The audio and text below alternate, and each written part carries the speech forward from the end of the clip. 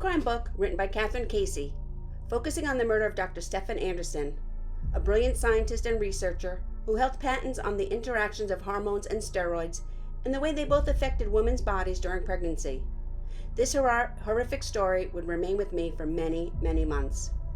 Katherine Casey is an award-winning journalist and a critically acclaimed best-selling author who has written 11 true crime books. She has also written multiple novels as part of a 2 mystery series. Her books have been Literary and Mystery Guild selections, and Deadly Little Secrets is made into a Lifetime movie. My fascination with true crime began when Ann Rule, who was an amazing true crime writer and a former Seattle policewoman who deeply cared for the victims and the families she wrote about. I was hooked after reading The Stranger Beside Me, Ann Rule's true crime book about serial killer Ted Bundy. I'm Teresa, and welcome to the Canvas and Crime Chronicles. And don't forget to hit the subscribe button so you'll be alerted every time I upload a new video.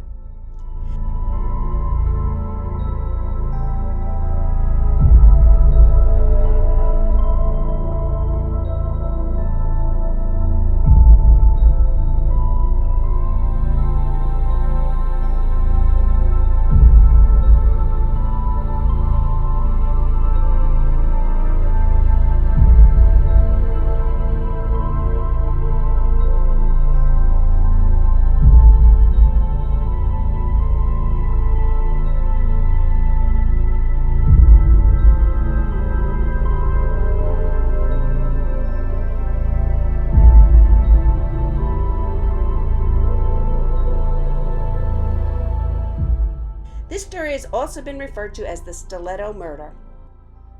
Dr. Stefan's murder took place on June 9, 2013, stemming from problems and issues arriving from a very tumultuous relationship. A native of Sweden, Andersonn began his career as a pharmacologist. In the late 1980s, he began doing research at the University of Texas Southwestern Medical Center in Dallas. Dr. Andersonn held an MS in pharmacy and a PhD in pharmaceutical biochemistry, both from the University of Uppsala in Sweden. He was a member of the American Society for Biochemistry and Molecular Biology and the Endocrine Society. During the course of his career, Andersonn research influenced several topics, including women's reproductive health and prostate cancer, among other things. Those who knew him described the brilliant scientist as a quiet, kind, and generous man. He took antidepressants as well as beta blockers for heart disease, and unfortunately he was also an alcoholic. The university sent him to rehab for 2 months in 2010, but he relapsed soon after and was again drinking heavily by the time he met Anna Trujillo in August 2012, 2 years after. Anna Trujillo had stunning looks and a magnetic personality. She had erratic behavior and a notorious reputation in the downtown Houston party scene. She spoke often of occult powers, though few knew how deeply she believed in such things. In contrast, Stefan Andersonn was a gentle soul, a nice gentleman, a Swedish transplant with a good career and trusted friends, who was desperate to find someone special. Anna and Stefan's story is one of obsession, madness, and tragedy. No one could picture them together. Trujillo was 15 years younger and far earthier, twice married and twice divorced. She sometimes worked as a massage therapist, and she had been arrested for public intoxication and DWI. Once Stefan felt head over heels for Anna, he was under her control and he didn't stand a chance. At 3:41 on June 9th, a call came into 911. It was an hysterical Anna Trujillo. "He's about to die," Trujillo yelled into the 911 dispatcher. The woman on the other end of the line could barely understand the frantic 43-year-old. Trujillo had stabbed Andersonn 25 times with her size 9, 5-inch blue suede, high-heeled pump.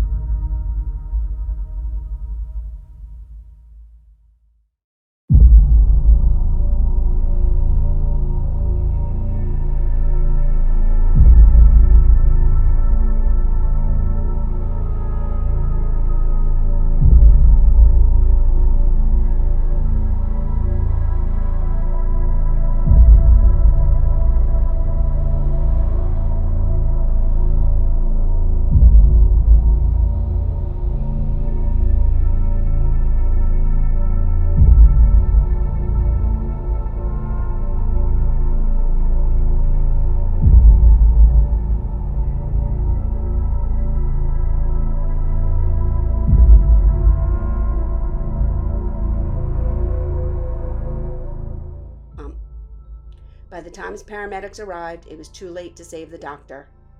Andersonn had bled to death on his own apartment floor, and Trujillo was taken downtown to police for questioning.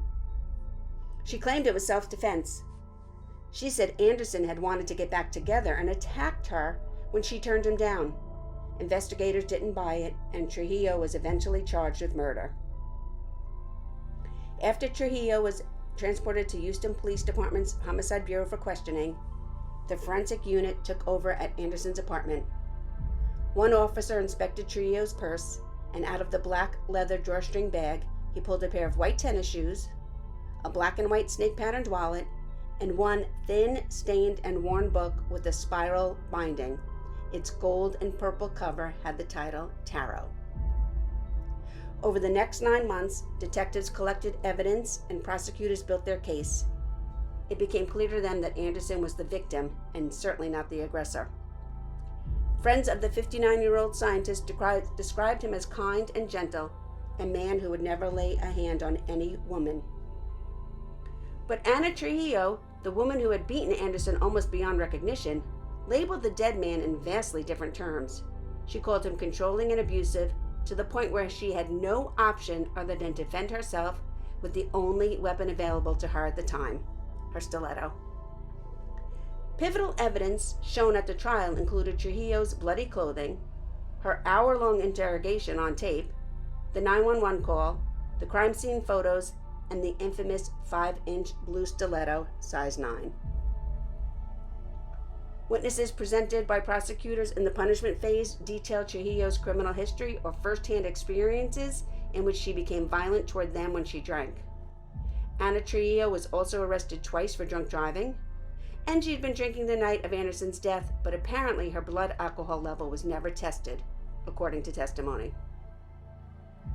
During the trial, in what can only be called an extreme dramatization, prosecutor John Jordan climbed atop a courtroom table in front of the dozen juries, straddled a mannequin torso, and pretended to hit the dummy repeatedly in the face with a high-heeled stiletto. This courtroom violent portrayal showed the jurors, who would eventually sentence Ana Trujillo to life in prison, how something so ordinary like a high-heeled shoe could be used as such a deadly weapon.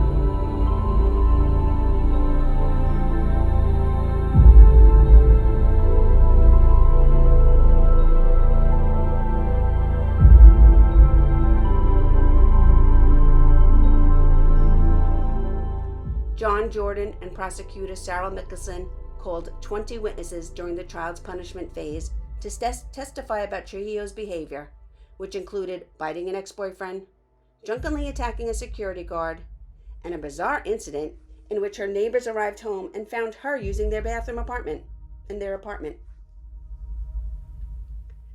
Although Trujillo's violent behavior was what jurors heard about, they also kept seeing the murder weapon displayed on the table in front of the jury while most witnesses, including Trujillo, testified. At trial, Andersonn would be portrayed as an unfailingly gracious and mild-mannered, passive and solitary man with no close friends or notable interests outside of his stressful work.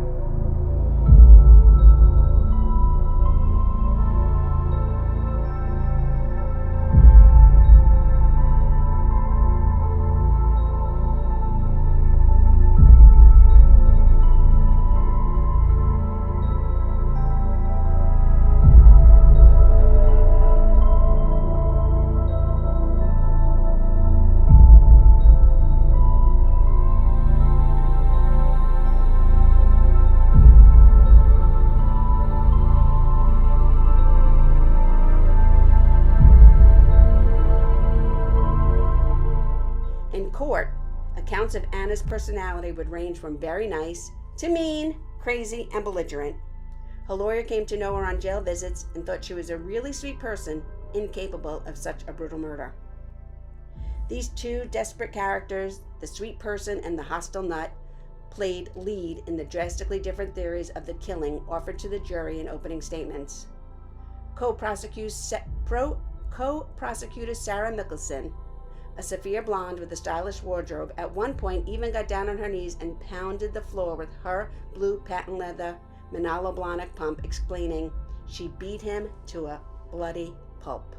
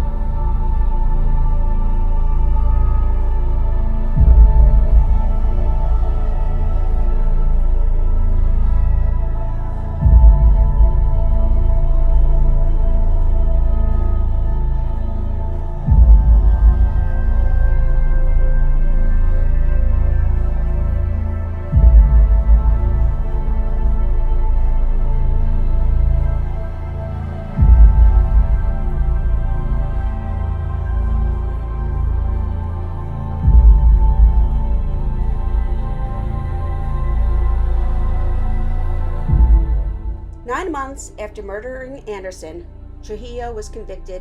It took the jury less than 2 hours to decide she was guilty. Trujillo is serving a life sentence at the Gatesville Correctional Facility, about 200 miles northwest of Houston.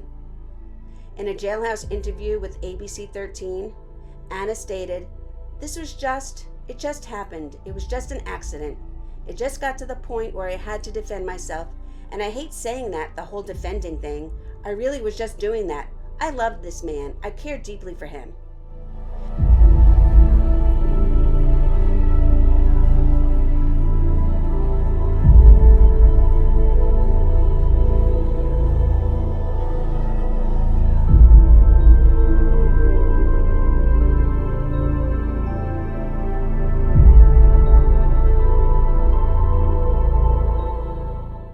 Maybe she did, but she still viciously and violently attacked and murdered him with her 5-inch high-heel blue size 9 stiletto. Thank you for listening to another episode of Canvas and Crime. If there's a story you would like to look into and recap, drop it in the comments. I avoid over-sensationalized serial killers and the over-popular stories.